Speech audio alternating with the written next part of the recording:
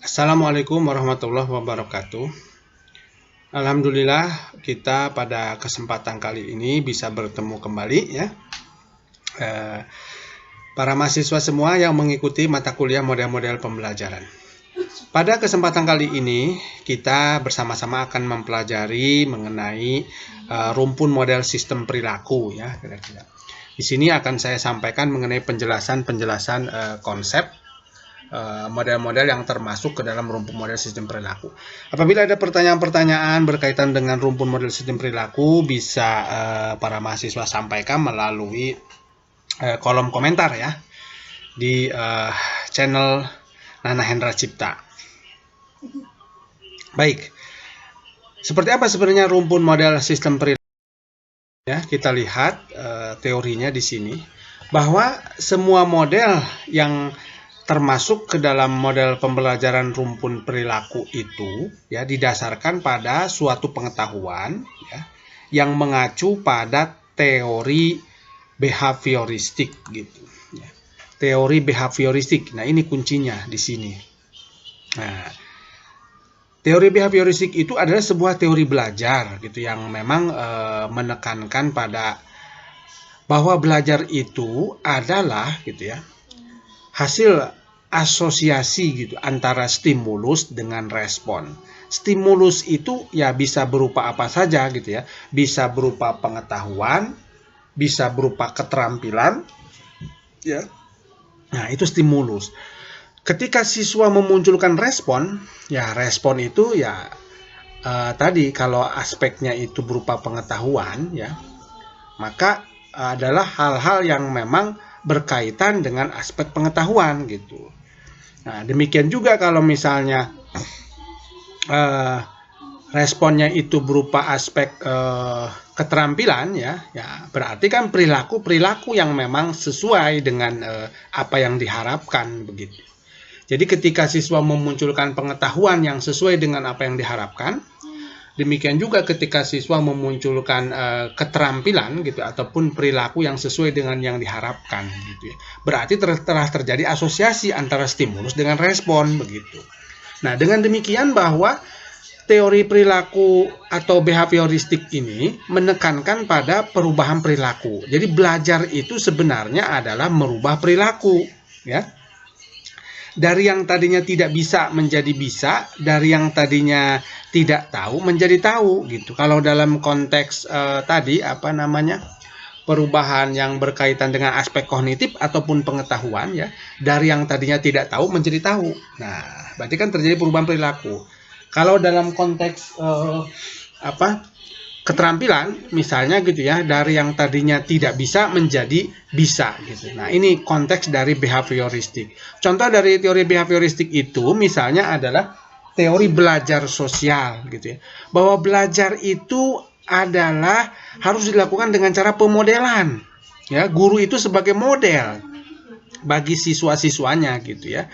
Nah, jadi ketika misalnya guru menampilkan suatu perilaku ya, guru sebagai model, kemudian siswa ya mendapatkan ataupun menampilkan perilaku yang sesuai dengan apa yang ditampilkan oleh guru, maka telah terjadi perubahan perilaku. Nah, ini teori belajar sosial ya. Kemudian belajar juga sebagai sebuah bentuk modifikasi perilaku gitu.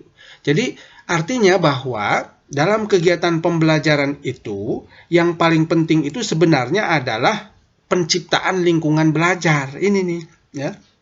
Nah, dengan demikian bahwa model-model pembelajaran yang termasuk ke dalam rumpun model pembelajaran perilaku ini ya menekankan pada bagaimana agar lingkungan belajar itu gitu ya dapat memungkinkan ya telah terjadi manipulasi penguatan perilaku. Jadi konteksnya ini nih, penciptaan lingkungan belajar gitu ya. Bagaimana cara menciptakan lingkungan belajar itu? Cara menciptakan lingkungan belajar itu bisa beragam cara begitu ya. Yang pertama adalah bisa melalui keterampilan dasar mengajar yang dimiliki oleh guru Nah, artinya ketika guru memang menguasai keterampilan dasar mengajar, keterampilan menyampaikan materi, keterampilan memberikan penguatan, misalnya begitu ya, maka itu akan terjadi penciptaan lingkungan belajar yang efektif. Nah, lingkungan belajar yang efektif itulah yang memungkinkan ya terjadi penguatan perilaku secara efektif begitu. Termasuk juga sebenarnya adalah penggunaan sarana prasarana media pembelajaran. Nah, ketika guru itu ya menggunakan media pembelajaran yang efektif, ya maka akan terjadi penciptaan lingkungan belajar yang efektif. Nah, penciptaan lingkungan belajar yang efektif inilah yang memungkinkan terjadinya penguatan perilaku secara efektif, gitu ya. Sehingga nanti pada akhirnya akan terbentuk pola perilaku yang dikehendaki, gitu. Jadi terjadi perubahan perilaku. Oleh karena itu memang dasar utamanya itu kan behavioristik tadi ya, bahwa belajar itu adalah perubahan perilaku. Untuk merubah perilaku itu, maka harus diciptakan lingkungan belajar yang efektif dengan cara tadi melalui keterampilan yang dimiliki oleh guru ya, ataupun keterampilan dasar mengajar, keterampilan menyampaikan materi, keterampilan memberikan penguatan dan seterusnya gitu. Nah, penciptaan lingkungan belajar bisa juga melalui penggunaan sarana prasarana ataupun media pembelajaran yang efektif dan tepat gitu ya. Dengan cara seperti itu tadi, maka akan terjadi lingkungan belajar yang efektif. Nah, lingkungan belajar yang efektif inilah yang bisa menyebabkan terjadinya penguatan perilaku secara efektif, sehingga nanti pada akhirnya akan terbentuk pola perilaku yang dikehendaki gitu ya. Nah, pola perilaku yang dikehendaki itu tadi dari yang tadinya tidak tahu menjadi tahu, dari yang tadinya tidak bisa menjadi bisa begitu. Jadi konteksnya ini ya, model yang termasuk ke dalam rumpun model perilaku ini gitu. Nah, sekarang kita lihat seperti apa sebenarnya model-model yang termasuk ke dalam rumpun model perilaku. Ada dua yang akan kita bahas pada kesempatan kali ini ya. Yang pertama itu adalah model pembelajaran langsung. Nah, ini ya. Nah, ini kalau kita lihat di sini, misi dan tujuannya itu adalah mengembangkan kemampuan peserta didik dalam penguasaan pengetahuan prosedural. Nah, ini ya, prosedural dan juga pengetahuan deklaratif. Nah, seperti apa prosedural deklaratif? Nanti kita bahas satu persatu begitu ya. Nah, jadi artinya memang kalau pengetahuan prosedural ini kan berkaitan dengan pengetahuan dasar gitu ya, teori ya, kalau pengetahuan prosedural ini berkaitan dengan pengetahuan cara melakukan sesuatu. Kalau deklaratif itu berkaitan dengan pengetahuan dasar atau teori gitu ya. Sehingga nanti kalau misalnya berkaitan jenis materinya itu adalah prosedural ya, berarti ini kaitannya nanti dengan keterampilan gitu kan, dari yang tadinya tidak bisa menjadi bisa. Kalau misalnya yang diajarkannya itu berkaitan dengan pengetahuan deklaratif ya, berarti nanti kaitannya itu adalah ke aspek kognitif ataupun pengetahuan, dari yang tadinya tidak tahu menjadi tahu gitu ya. Nanti kita bahas ini satu persatu ya. Tapi secara umum tujuan utama dari pembelajaran langsung itu adalah penguasaan pengetahuan ya, pengetahuan prosedural dan pengetahuan deklaratif. Kemudian yang berikutnya adalah mastery learning atau belajar menguasai atau belajar tuntas gitu. Nah, misi dan tujuannya itu adalah mengembangkan potensi siswa untuk belajar mandiri ya, belajar mandiri melalui media yang sesuai dari keterampilan dasar hingga materi yang kompleks. Artinya bahwa setiap kegiatan pembelajaran itu adalah harus mencapai kompetensi tertentu yang memang sudah ditentukan gitu ya, mencapai suatu kompetensi. Nah, ketika siswa misalnya bisa mencapai kompetensi itu, maka dia bisa naik ke tingkat berikutnya gitu kan. Nah, ini yang disebut sebagai belajar menguasai ataupun mastery learning gitu. Nah, dengan demikian bahwa memang mastery learning ini adalah sebuah model pembelajaran yang diterapkan gitu ya dalam kegiatan pendidikan di Indonesia khususnya gitu. Ini buktinya kan ada yang disebut sebagai KKM. KKM itu sebenarnya adalah implementasi dari mastery learning gitu kan kira-kira. Nah, seperti apa mastery learning? Nanti ini pun akan kita bahas satu persatu gitu ya. Kita mulai dulu mengenai model pembelajaran langsung ya. Seperti apa model pembelajaran langsung? Kita bahas dimulai dari konsepnya dulu. Nah, ini ya. Bahwa model pembelajaran langsung itu merupakan model pembelajaran gitu ya yang menggunakan ya ataupun yang membantu siswa mempelajari keterampilan-keterampilan dasar. Ya, ini keterampilan dasar dan memperoleh pengetahuan langkah demi langkah. Atau dengan kata lain ini sebenarnya adalah dua hal, pengetahuan deklaratif tadi seperti yang sudah saya singgung dan juga pengetahuan prosedural gitu. Jadi jenis materi yang memang dapat diajarkan menggunakan model pembelajaran langsung ini adalah pengetahuan deklaratif dan pengetahuan prosedural gitu kan. Jadi dua hal, dua jenis itulah yang bisa kita gunakan dengan menggunakan model pembelajaran langsung. Seperti apa pengetahuan deklaratif, seperti apa pengetahuan prosedural ya. Nah, kita lihat di sini ya. Pengetahuan deklaratif dan pengetahuan prosedural. Nah, dimulai dari pengetahuan deklaratif. Pengetahuan deklaratif adalah suatu materi pembelajaran ya. Ini yang berupa pengetahuan yang dapat diungkapkan dengan kata-kata atau ya pengetahuan tentang sesuatu, pengetahuan dasar ataupun pengetahuan teoritis gitu. Jadi pengetahuan yang bersifat teoritis gitu kan. Nah, teoritis tapi menjadi dasar gitu bagi pengetahuan-pengetahuan berikut yang berada di tingkat-tingkat selanjutnya gitu ya. Nah, teori tentang apa, pernyataan tentang apa begitu ya misalkan gitu. Nah, ini pengetahuan deklaratif ya. Nah, kemudian yang berikutnya adalah pengetahuan prosedural. Pengetahuan prosedural ini adalah pengetahuan tentang bagaimana melakukan sesuatu. Cara berarti kan cara melakukan sesuatu gitu ya. Misalnya cara untuk membuat layang-layang misalkan, cara untuk membuat patung misalkan. Nah, itu disebut sebagai prosedural atau misalkan cara untuk menggunakan alat misalnya ya. Kalau dalam sains itu misalkan cara menggunakan mikroskop, cara untuk menggunakan termometer misalnya. Itu disebut sebagai pengetahuan prosedural. Nah, berarti nanti metode yang digunakan ya ketika kita mengajarkan tentang pengetahuan prosedural itu adalah metode demonstrasi. Kita demonstrasikan dulu misalkan cara menggunakan termometer. Nah, inilah yang disebut di awal tadi sebagai teori belajar sosial gitu. Jadi guru dulu sebagai model ya, mau sebagai model dalam menggunakan termometer misalnya. Kemudian siswa meniru apa yang dilakukan oleh guru gitu. Nah, ini contohnya. Kalau pengetahuan deklaratif mungkin menggunakan metode ceramah, metode tanya jawab begitu ya kira-kira. Nah, jadi dua hal inilah yang memang bisa menggunakan model pembelajaran langsung.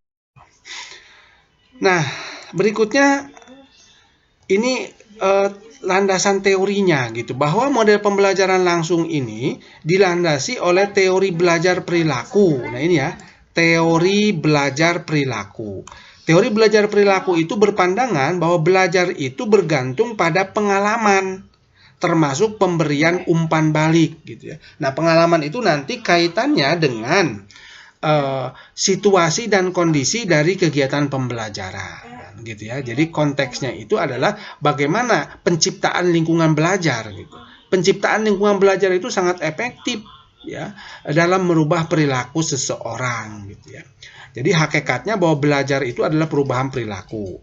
Nah, kemudian perubahan perilaku itu sangat tergantung pada pengalaman ya, termasuk pemberian umpan balik gitu dalam kegiatan pembelajaran gitu. Nah, salah satu penerapan teori perilaku dalam belajar itu adalah pemberian penguatan. Jadi penguatan ini pun sebenarnya sebagai salah satu keterampilan dasar mengajar, ya, menciptakan lingkungan belajar, ya. Bagaimana agar lingkungan belajar itu efektif gitu, sehingga terjadi proses perubahan perilaku. Maka tadi bahwa dalam kegiatan pembelajaran guru harus memberikan penguatan, baik penguatan verbal ataupun non verbal. Penguatan itu sangat efektif dalam model pengajaran langsung ataupun model pembelajaran langsung gitu ya kira-kira. Nah, ini ya salah satu contohnya, di samping hal yang lain adalah penggunaan media tentunya gitu. Kemudian Pengajaran langsung ini adalah model yang berpusat pada guru. Nah, ini ya. Model yang berpusat pada guru. Berarti teacher center. Ya. Memiliki 5 langkah sebenarnya. Penyampaian tujuan, penjelasan atau demonstrasi, latihan terbimbing, umpan balik, dan latihan mandiri. Gitu. Ya. Jadi bisa berupa penjelasan dengan menggunakan metode ceramah atau tanya, bisa juga demonstrasi, kan tergantung pada jenis pengetahuannya yang diajarkan. Kalau pengetahuan prosedural berarti demonstrasi, kalau pengetahuan deklarasi berarti berupa penjelasan gitu ya. Penjelasan materi dengan menggunakan metode ceramah atau tanya jawab. Sesudah itu kemudian ada latihan terbimbing dengan bimbingan guru.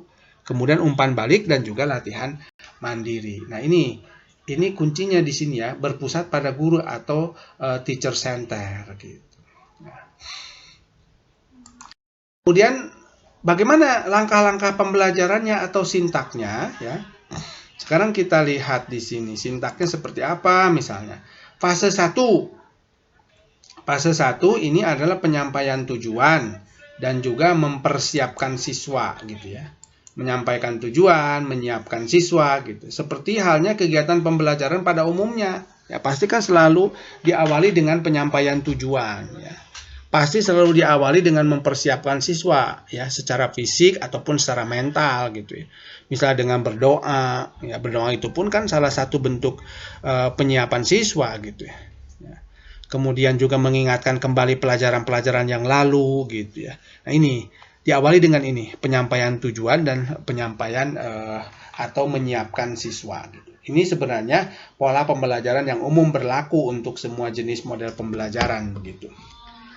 Nah, ini fase 1. Kemudian fase kedua, mendemonstrasikan pengetahuan ataupun keterampilan. Jadi yang dimaksud dengan mendemonstrasikan di sini adalah bisa berupa penjelasan materi gitu ya. Itu namanya demonstrasi pengetahuan. Ya. Bisa juga demonstrasi keterampilan menggunakan metode demonstrasi gitu. Jadi kalau misalnya pengetahuan deklaratif, nah berarti yang didemonstrasikan itu adalah pengetahuan menggunakan metode ceramah, metode tanya jawab, menggunakan beragam media nantinya gitu kan. Ya, media yang efektif tentunya gitu. Nah, kalau misalnya itu berupa pengetahuan prosedural, berarti kan mendemonstrasikan keterampilan gitu ya. Mendemonstrasikan keterampilan di sini konteksnya gitu. Nah, dalam mendemonstrasikan keterampilan itu tentunya menggunakan metode demonstrasi gitu ya. Nah, ini kaitannya nanti dengan pengetahuan prosedural gitu ya. Misalkan cara menggunakan mikroskop berarti kan gurunya dulu memperlihatkan kepada siswa atau mendemonstrasikan bagaimana cara menggunakan mikroskop yang benar, bagaimana cara untuk menggunakan termometer yang benar misalkan begitu ya kira-kira. Nah, oleh karena itu, dua kegiatan utama pada fase kedua ini adalah menyampaikan informasi ya, tadi menggunakan metode ceramah, tanya jawab, dan juga melakukan demonstrasi tentunya gitu. Nah, ini fase kedua gitu. Kemudian fase ketiga itu adalah latihan terbimbing. Pada konteks latihan terbimbing ya, ini ada yang disebut sebagai retensi. Retensi itu sebenarnya adalah mengingatkan kembali gitu ya. Materi-materi yang memang sudah diperoleh, apa-apa yang sudah diperoleh gitu ya pada fase-fase ataupun kegiatan-kegiatan sebelumnya gitu. Jadi diungkap kembali di sini gitu. Nah, ini disebut sebagai retensi, mengingatkan kembali kepada siswa gitu kan. Apa yang memang sudah dipelajari pada fase kedua tentunya gitu. Ya, dalam jangka waktu yang singkat gitu. Nah, ini disebut sebagai retensi. Jadi diingatkan kembali di sini ya materi-materi yang sudah disampaikan, kemudian masuk ke penerapan konsep atau keterampilan pada situasi baru. Siswa mencoba ya, kalau misalkan berkaitan dengan keterampilan berarti mencoba ya. Seperti apa yang dilakukan oleh guru tadi, seperti apa yang didemonstrasikan oleh guru tadi gitu ya. Kalau itu berkaitan dengan pengetahuan ya, berarti siswa mencoba pada situasi-situasi yang lain tentunya ya, yang berbeda gitu. Ataupun memang pada situasi-situasi yang memang sudah dipersiapkan oleh guru gitu kan. Berkaitan dengan penerapan konsep tersebut gitu. Nah, ini yang disebut sebagai latihan terbimbing disebutnya gitu ya. Jadi sebenarnya gitu ya, pembelajaran langsung ini ya dengan kekuatannya itu menggunakan metode ceramah dan metode tanya jawab gitu ya. Nah, ini sangat penting terutama untuk tadi pengetahuan-pengetahuan dasar gitu ya atau teori gitu kan. Kemudian juga penguasaan keterampilan tertentu atau pengetahuan-pengetahuan deklaratif, pengetahuan-pengetahuan prosedural gitu ya kira-kira. Nah, ini fase ketiga. Kemudian adalah fase keempat, analisis pemahaman dan umpan balik. Nah, apa yang dilakukan di sini? Ya. Nah, ini resitasi atau pemberian umpan balik. Nah, resitasi ini sebenarnya sama dengan pemberian tugas, penugasan. Tapi penugasan ini, gitu ya, dikerjakan pada saat itu, gitu kan? Nah, tidak dijadikan sebagai pekerjaan rumah atau tidak dijadikan sebagai pekerjaan dalam jangka waktu tertentu. Jadi sesudah fase ketiga itu, gitu ya, fase ketiga itu kan mencoba siswa latihan terbimbing. Nah, kemudian masuk ke fase keempat, resitasi. Nah, siswa diberikan tugas gitu kan untuk mengerjakan sesuatu atau untuk mencoba gitu ya, apa yang didemonstrasikan itu pada hal-hal yang lain tentunya gitu. Nah, ini yang disebut sebagai fase keempat atau resitasi gitu kan. Kemudian fase kelima baru latihan mandiri. Latihan mandiri ini mungkin tanpa bimbingan guru secara langsung gitu. Bedanya dengan latihan terbimbing tadi. Kalau latihan terbimbing itu dilakukan di sekolah gitu ya kira-kira. Demikian juga untuk resitasi gitu ya. Pemberian tugas juga cuma dikerjakan di sekolah gitu. Nah, latihan mandiri itu pemberian tugas atau pekerjaan rumah gitu ya. Ini hampir sama dengan resitasi, cuma bedanya kalau ini dikerjakannya di rumah gitu ya, tanpa pengawasan guru secara langsung gitu kan. Nah, sedangkan resitasi itu dengan pengawasan guru secara langsung, diberikan latihan-latihan misalnya gitu ya kira-kira. Yang sesuai dengan apa yang diajarkan. Nah, jadi inilah 5 fase utama dari model pembelajaran langsung gitu ya kira-kira. Dimulai dari fase pertama sampai dengan fase kelima. Nah, kemudian berikutnya adalah bagaimana prinsip reaksinya untuk model pembelajaran langsung ini. Nah, hal yang harus dilakukan guru gitu ya dalam konteks model pembelajaran langsung ini adalah membimbing siswa dalam kegiatan latihan. Nah, ini nih ya, membimbing siswa dalam kegiatan latihan. Ini penting gitu. Terutama pada fase ketiga gitu ya. Nah, pada fase ketiga itu sebenarnya ada latihan terbimbing gitu kan. Kemudian juga fase keempat, fase ketiga dan fase keempat itu kuncinya gitu. Ya, agar siswa itu nanti dapat memunculkan perilaku-perilaku yang memang sesuai dengan apa yang diinginkan, sesuai dengan tujuan pembelajaran. Maka kuncinya itu di fase ketiga dan fase keempat gitu ya. Di fase latihan itu gitu. Kemudian sistem sosialnya sudah jelas ya, teacher center, ya, bahwa pembelajaran ini memang pembelajaran yang berpusat pada guru gitu. Guru sebagai satu-satunya sumber informasi begitu ya dalam kegiatan pembelajaran gitu. Jadi memang apa yang dilakukan guru itu gitu ya harus betul-betul ditiru oleh siswa gitu. Siswa memang harus menampilkan perilaku-perilaku sesuai dengan apa yang memang diberikan oleh guru tentunya gitu ya. Nah, teacher center ini ya. Kemudian sistem pendukungnya, ya yang sudah jelas sistem pendukungnya itu adalah kemampuan guru dalam menyampaikan materi. Nah, ini penting nih ya. Atau memang keterampilan dasar mengajar. Nah, ini ya. Kemampuan guru dalam menyampaikan materi atau keterampilan dasar mengajar ini sebenarnya gitu. Ya. Nah, bagaimana cara memberikan penguatan, bagaimana cara memberikan umpan balik, gitu ya kira-kira. Nah, ini harus dimiliki oleh guru karena ini salah satu kekuatan untuk menciptakan lingkungan belajar yang efektif, gitu.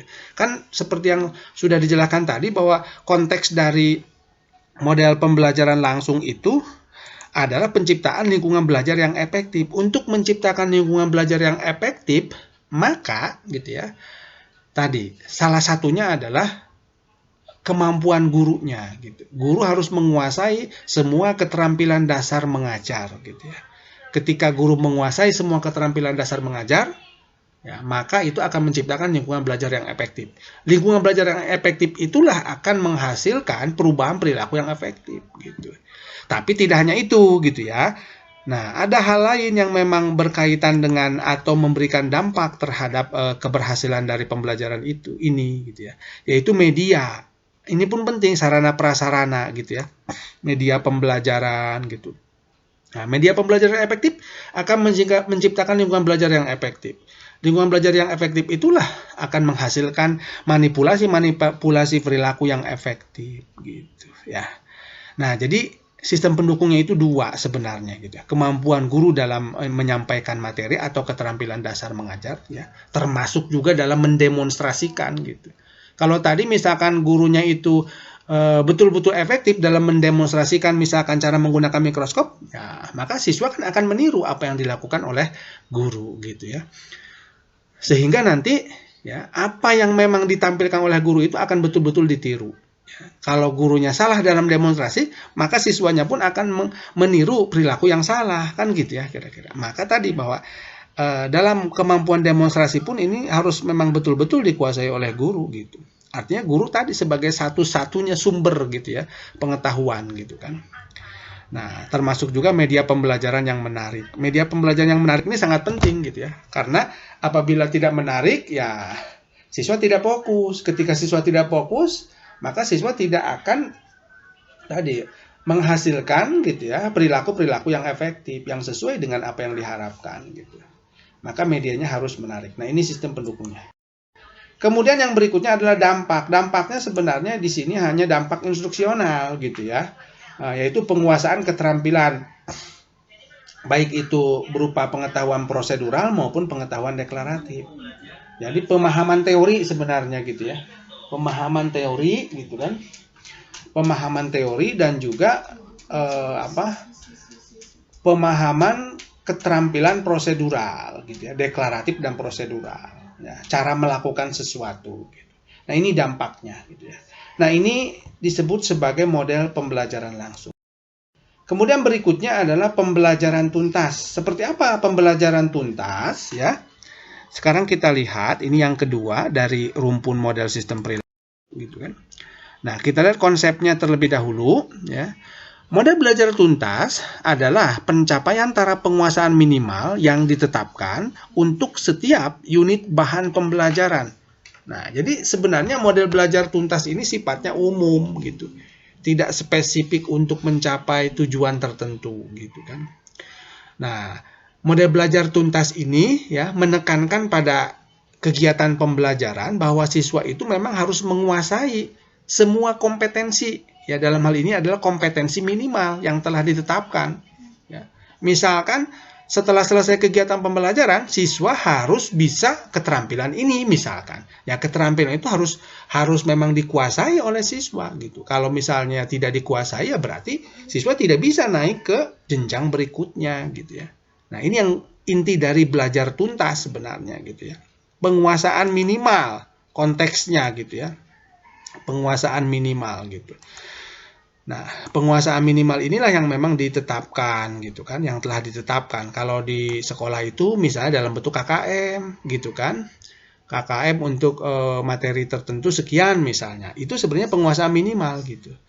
Siswa hanya bisa masuk ke kompetensi berikutnya atau ke tingkat berikutnya apabila memang telah mencapai KKM gitu. Nah, ini prinsipnya gitu ya. Nah, kemudian pembelajaran ini berdasarkan pada pandangan filosofis bahwa seluruh peserta didik dapat belajar jika mereka mendapat dukungan kondisi pembelajaran yang tepat gitu. Artinya memang semua siswa itu memiliki kesempatan yang sama gitu untuk mencapai semua kompetensi ya. Apabila mendapat dukungan dari kondisi pembelajaran yang tepat. Kembali lagi ke lingkungan belajar gitu. Bahwa lingkungan belajar itu harus efektif gitu. Ketika lingkungan belajar efektif, maka semua siswa itu pasti akan mencapai kompetensi yang memang telah ditetapkan begitu ya. Jadi memang penekanannya itu hampir sama dengan pembelajaran langsung gitu ya. Bahwa lingkungan belajar itu sangat penting gitu ya. Baik kemampuan yang dimiliki guru ataupun sarana prasarana serta media pembelajaran yang efektif gitu. Nah, kemudian yang berikutnya adalah Nah, ini masih konsep pembelajaran tuntas ya. Nah, konsep pembelajaran tuntas ini disebut sebagai sebuah prosedur pengajaran yang mempersyaratkan penguasaan materi secara tuntas tadi ya. Bahwa materi-materi pembelajaran itu memang harus dikuasai siswa secara tuntas ya. Tidak boleh misalkan siswa naik mempelajari materi berikutnya apabila memang materi itu belum dikuasai gitu ya, kompetensinya gitu. Nah, bentuk-bentuk pembelajarannya ini banyak, begitu ada yang disebut pengayaan ya. Kemudian juga penguasaan materi prasyarat, penguasaan konsep dasar. Nah, ya. Jadi ada pengayaan, penguasaan materi prasyarat dan penguasaan konsep dasar gitu. Ini nanti kalau misalnya siswa itu tidak menguasai materi prasyarat, tidak menguasai konsep dasar, maka harus dilakukan remedial. Nah, kan di sekolah itu kan mungkin sering mendengar istilah remedial. Remedial itu artinya memang tadi ketika materi prasyarat dan materi konsep dasar itu tidak dikuasai gitu. Nah, karena memang itu harus dikuasai ya, ketika siswa tidak menguasai maka dilakukan remedial, mengulang kembali ya kegiatan pembelajaran gitu. Nah, tapi ketika misalnya siswa itu ada siswa-siswa yang memang kemampuannya lebih gitu ya, maka bisa diberikan pengayaan. Ya. Jadi pengayaan ini hanya berlaku untuk siswa-siswa yang memang telah mencapai ya materi prasyarat dan juga telah mencapai konsep dasar dengan sangat baik gitu. Ketika mereka menguasai materi prasyarat dengan sangat baik dan juga konsep dasar dengan sangat baik, maka kita bisa memberikan pengayaan, menambah materi-materi pembelajaran yang mungkin tingkatnya lebih kompleks dari yang memang sudah dipelajari gitu ya kira-kira. Nah, sebaliknya ketika belum menguasai ya baik materi prasyarat ataupun konsep dasar, maka harus dilakukan remedial, mengulang kembali gitu ya kira-kira. Nah, ini bentuk-bentuknya dari pembelajaran tuntas gitu ya. Oleh karena itu memang pembelajaran tuntas ini sifatnya umum sebenarnya. Kan untuk pengayaan itu kita bisa menggunakan model apa saja. Demikian juga untuk remedial gitu. Ketika misalkan salah satu model ternyata tidak tepat gitu ya, maka kita bisa menggunakan model yang lain yang dipandang tepat gitu. Agar siswa itu bisa menguasai materi prasyarat atau menguasai konsep dasar gitu. Termasuk juga lingkungan belajarnya mungkin gitu ya, ketika ada siswa yang harus diremedial. Lingkungan belajarnya mungkin tidak cocok ataupun tidak efektif gitu ya bagi siswa itu sendiri gitu. Maka dilakukanlah remedial di sini gitu. Nah, remedial ini memang ada ketentuannya begitu ya. Jika misalnya sekian persen dari siswa, maka harus dilakukan remedial gitu. Tapi misalkan jika hanya 1-2 orang ya, itu mungkin pembelajaran individual saja gitu ya kira-kira. Karena memang kadang-kadang tidak ada yang 100% itu mungkin hampir sangat jarang gitu ya, 100% itu mencapai tuntas sebenarnya begitu. Pasti ada aja 1 atau 2 orang yang tidak tuntas. Ketika konteksnya itu 1 atau 2 orang ya masuknya ke pembelajaran individual berarti kan gitu, remedial individual gitu. Tapi kalau konteksnya itu lebih dari sekian persen, misalkan lebih dari 50% siswa itu tidak menguasai materi prasyarat ataupun konsep dasar, maka itu masuknya ke remedial klasikal gitu ya kira-kira. Nah, jadi ini sangat tergantung nanti dengan situasi dan kondisi di lapangan gitu. Kemudian bagaimana langkah-langkah dari belajar tuntas itu? Yang pertama harus dilakukan tes diagnostik ya. Tes diagnostik ini tujuannya adalah untuk mendiagnosa ya siswa-siswa yang memang telah mencapai kompetensi dan siswa-siswa yang belum mencapai kompetensi gitu kan. Siswa-siswa yang telah mencapai kompetensi dengan kategori sangat baik misalkan, kita bisa masukkan ke pengayaan kan gitu. Siswa-siswa yang memang belum mencapai kompetensi gitu, maka kita masukkan ke remedial. Nah, lalu siswa-siswa yang memang rata-rata bagaimana? Nah, itu tidak diberikan pengayaan, tidak juga diberikan remedial, begitu ya kira-kira. Jadi pengayaan itu hanya khusus untuk siswa-siswa yang memang menguasai kompetensi dengan kategori sangat baik, begitu. Nah, ini diperoleh melalui sebuah tes yang disebut sebagai diagnostik. Diagnostik itu semacam penentuan ya, untuk menentukan siswa-siswa mana yang masuk ke pengayaan, siswa-siswa mana yang tidak diberikan perlakuan lagi, dan siswa-siswa mana yang memang harus diberikan remedial. Ini sangat tergantung pada tes diagnostik ini gitu. Nah, sesudah kita melakukan tes diagnostik, ternyata misalkan gitu ya, hampir 50% siswa itu tidak mencapai kompetensi gitu ya, maka dilakukan perencanaan ya, perencanaan untuk mencapai tujuan ya, remedial klasikal kan gitu ya kira-kira. Nah, sesudah perencanaan, ya perencanaan itu ya termasuk juga merencanakan kegiatan pembelajarannya, memilih metodenya, memilih medianya, memilih modelnya, kan gitu ya kira-kira. Model apa yang paling tepat ya. Kalau misalkan tadi lebih dari 50% siswa gitu ya tidak mencapai kompetensi, berarti kan remedial klasikal. Berarti ada yang salah mungkin di medianya, ada yang salah di cara penyampaian gurunya, juga mungkin saja ada yang salah di model pembelajaran yang digunakannya gitu ya. Maka dalam tahap perencanaan inilah harus dirubah gitu kan kira-kira. Nah, sesudah direncanakan ya baik RPP, media, bahan ajar dan lain sebagainya gitu ya. Maka masuk ke pelaksanaan pencapaian tujuan ya, pelaksanaan kegiatannya tentunya gitu. Kemudian dari sini ya dilakukan tes lagi untuk menentukan keberhasilan misalkan begitu ya. Apakah memang berapa persen siswa yang memang sudah mencapai kompetensi, berapa persen yang memang belum mencapai kompetensi gitu. Nah, kembali lagi tadi kalau misalnya bisa saja ada saja 1-2 orang yang memang tidak mencapai kompetensi, maka kita tidak perlu melakukan remedial klasikal lagi gitu ya. Cukup mungkin individual saja sifatnya gitu. Nah, jadi kira-kira seperti ini ya, langkah-langkah ataupun sintak dari mastery learning atau model pembelajaran tulis gitu. Nah, prinsip reaksinya bagaimana untuk mastery learning? Nah, membimbing siswa dalam mencapai tujuan. Tadi tujuan dalam hal ini adalah tujuan pembelajaran. Maka tadi peran guru itu harus membimbing siswa ya. Kalau menggunakan model pembelajaran langsung ya mungkin di fase bimbingannya itu, fase ketiga, fase keempat yang harus intensif gitu ya. Ini prinsip reaksinya. Kemudian guru harus memiliki kemampuan dalam memilih prosedur yang tepat. Ini kan metode yang tepat, model yang tepat gitu. Harus dimiliki oleh guru. Ya. Hal-hal yang dilakukan oleh guru ini gitu. Prinsip reaksinya ketika kita menggunakan mastery learning atau pembelajaran tuntas gitu. Kita harus bisa memilih model yang tepat agar nanti siswa, misalkan rata-rata siswa itu dapat belajar secara tuntas gitu. Kemudian kemampuan dalam memahami karakteristik belajar siswa ini pun penting. Siswa-siswa itu berbeda-beda karakteristik belajarnya. Audiovisual misalkan, ada yang kinestetik dan lain sebagainya. Ada yang senang belajar dengan cara melakukan, ada yang senang dengan belajar dengan cara mendengarkan gitu. Ada yang senang belajar dengan cara melihat dan seterusnya. Inilah yang harus kita pahami gitu ya, satu persatu.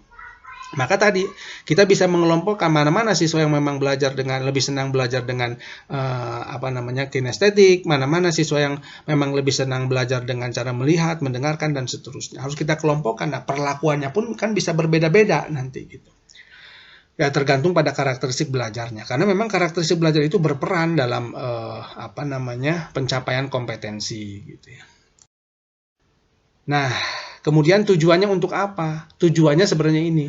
Penguasaan materi secara tuntas, penguasaan kompetensi secara tuntas. Inilah tujuan utamanya gitu. Sehingga nanti dampaknya pun ya, siswa bisa menguasai materi secara tuntas. Siswa bisa mencapai ya penguasaan kompetensi secara tuntas. Itu dampaknya ya. Dampak dari model mastery learning ini gitu ya. Bisa berupa tadi pengetahuan prosedural, pengetahuan deklaratif gitu, ataupun hal-hal yang lain, pengetahuan yang lain gitu. Nah, jadi mungkin ini kira-kira yang dapat disampaikan ya. Terima kasih kepada para mahasiswa semua yang telah bergabung dalam kegiatan untuk membahas tentang model pembelajaran rumpun perilaku gitu ya. Sampai berjumpa lagi pada kesempatan yang akan datang gitu ya. Saya akhiri saja untuk kegiatan kita pada kesempatan kali ini. Terima kasih. Wassalamualaikum warahmatullahi wabarakatuh.